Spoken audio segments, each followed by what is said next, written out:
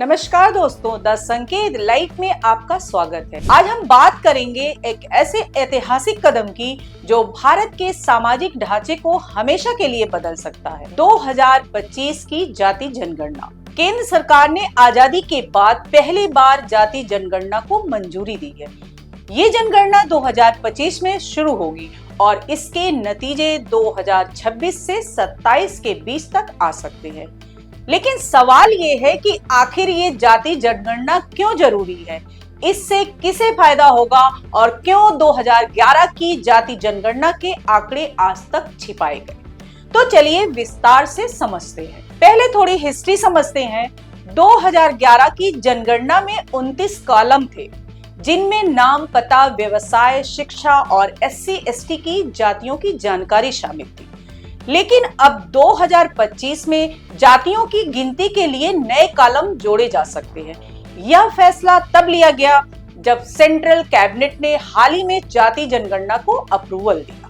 देश में आजादी के बाद यह पहली बार होगा जब जातियों की गिनती होगी। 1881 से लेकर 1941 तक अंग्रेजों ने जाति की जनगणना कराई थी, लेकिन 1951 के बाद इसे बंद कर दिया गया। अब 2025 में यह प्रक्रिया शुरू होने वाली है और इसके आखिरी डेटा 2026 से 27 में आने की उम्मीद है।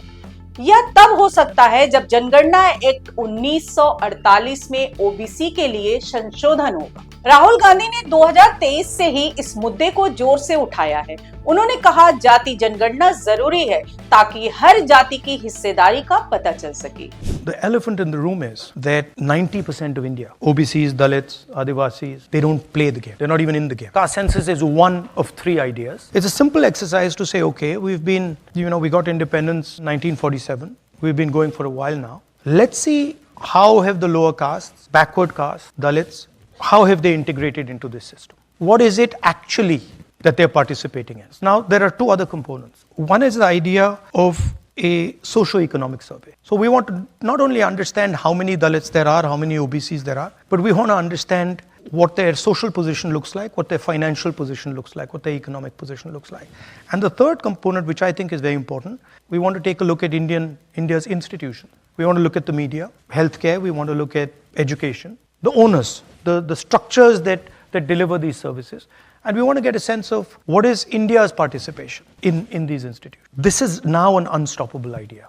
So if somebody thinks that now they are going to stop 90% of India from asking these questions, from demanding a census, from asking the question about how much participation do they have in our institutional structure, I don't think it's going to work. I think that the pressure is way too powerful. It's not a question of caste or religion or Hindutva or anything else. It's a question of fairness. I frankly, as a politician, I don't want to live in a country where 90% of the people do not have access to opportunity. I'm not interested. Congress और अन्य विपक्षी दल भी इसकी मांग करते रहे हैं। तेलंगाना में पहले से एक मॉडल बन चुका है जो देश के लिए रास्ता दिखा सकता है। वहीं गृह मंत्री अमित शाह ने अगस्त 2024 में कहा था कि जनगणना 2025 में शुरू हो सकती है और डेटा 2026 तक आने की संभावना है।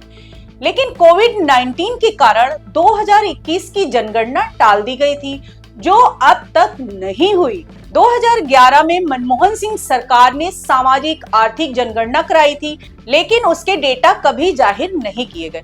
अब सवाल ये है कि क्या 2025 की जनगणना से OBC की 2650 जातियों, 1270 SC और 748 ST जातियों का सच सामने आएगा?